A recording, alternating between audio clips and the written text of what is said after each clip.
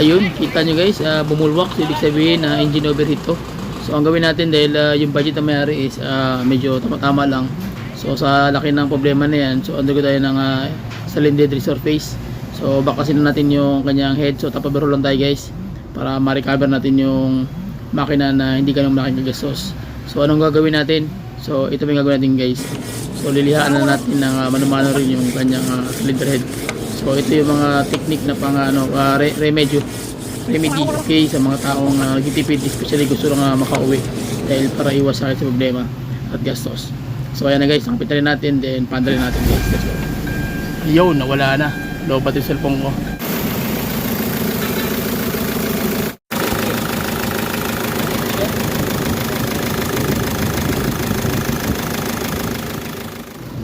Palang araw guys, another client naman tayo na Hyundai Santa Fe. So ang problema, bulwak. Ayan o, boom.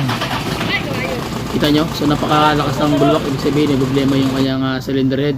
So samahan nyo ako sa basic point tutorial kung anong gagawin natin dito na remedy. Okay? So ngayon guys, ang pinaka main technique dito is kailangan natin na magdepende sa client kung ano yung capacity ng budget niya. Kasi dito, pag nag-overhaul ka nito, kailangan ito ng mga 70,000, 50 to 70,000. Depende pa sa sira. So ang gagawin natin guys, para makauwi lang is i-remedy lang natin. So ang gagawin natin dito is mag-undergo tayo ng top overhaul. Okay? So tara, let's start. Okay guys, so basic points pa rin na pag-usapan natin yung sistema kung bakit i-undergo na natin ito ng top overhaul. Kasi unang-una yung kaming sa mechanic, magdidepende kami sa budget ng client. So pag sinabi ng client na kailangan namin ito lang o ganun lang, so wala kami magagawa guys kundi sumunod sa kanya. Pero mag-advise kami na much better kung mas maganda yung tirahin ng mabuti o magandang quality na trabaho. Ang problema lang kasi yung budget hindi kaya. So dito no choice tayo is kailangan remedy talaga. So top overhaul tayo, tapos undergo tayo ng cylinder head resurface. So yun po yung mga technique na gagawin para makaiwas sa malaking budget. Although kailangan mo talagang palitan lahat, pero problema lang kasi sa ang budget. So kaya ang gagawin natin guys, pinakasimple lang, tanggal ng head and then resurface.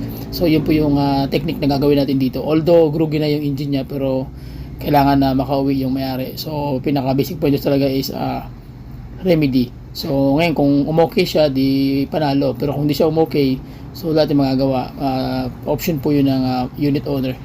Kaming mga mechanic, nakadepende po kami sa status ng unit owner. Okay? So fast forward natin guys para makita natin kung anong mangyayari sa head sa truck. And then ito na yung kanyang, kita niyo yung kanyang marking. So dito tumatama na yung kanyang mismong piston. So yung cylinder head gasket na steel na nakatukod dyan, yung sabihin, wingkong na. So ang gagawin niyan guys na pinaka basic pointers talaga is ito. Kailangan talaga technique na resurface. So mano-mano lang yan guys. Kailangan mong patayin talaga mismo yung guhit na yun, yung nakikita mo yung mga bilog. So kailangan talagang tanggalin yung guhit ng piston. So after nyo matanggal na guys, ito na yung resulta. So makikita nyo wala na siyang marking. So ibig sabihin totally flat na siya. So depende na po yan sa mekaniko kung paano nyo titirahin. Okay, so yun po yung mga basic pointers guys. Fast forward na natin guys para madediretso tayo. So makita nyo guys, kinabit na natin yung head. And then after nyan, papandalin natin yan. Check natin kung anong kalalabasan ng tira natin. So umaya ko din guys, papandalin natin yan. So check mo natin ilalim guys. Ayan natin mga brador, si John Riggs, ayan guys, at saka si Brad Pere Ramos. So ang ating brador na Cross TV. So okay. So gawin natin guys, start natin yung makina. So check natin yung kalalabasan. Yo, nawala na. Low battery cellphone ko. Ayan guys, umandar na guys. Tingnan natin yung andar ng makina kung kumusta ba yung mga sistema doon. Kung may blow by ba o may bulok ba. So tara.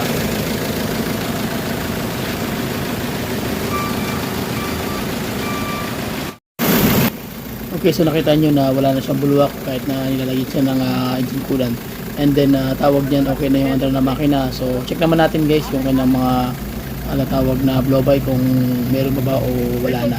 So doon din mo nalaman kung tinira natin is okay ba or hindi. So ang mayroon naman pag-decide. So check natin guys yung kanyang dipstick and then yung kanyang takip yung kanyang valve cover cap. So tara, let's go.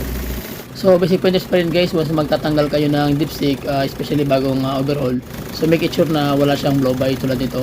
So ang ginawa natin is top overhaul lang tayo, pero na-address pa rin natin yung problema. So panalo yung may-ari. And then dito naman tayo sa may valve cover cap guys. Ayan, may kita nyo. So wala naman siyang problema rin, wala rin talsik. So ibig sabihin ako yung tira natin. So ibig sabihin kahit pa paano, yung may-ari, nakagawa ng paraan na mas makatipid siya. So yun lang guys, maraming salamat sa inyo sa walang sawang support sa aking YouTube channel na until now kayo pa yung nagiging inspiration ko sa lahat ng bagay na ito.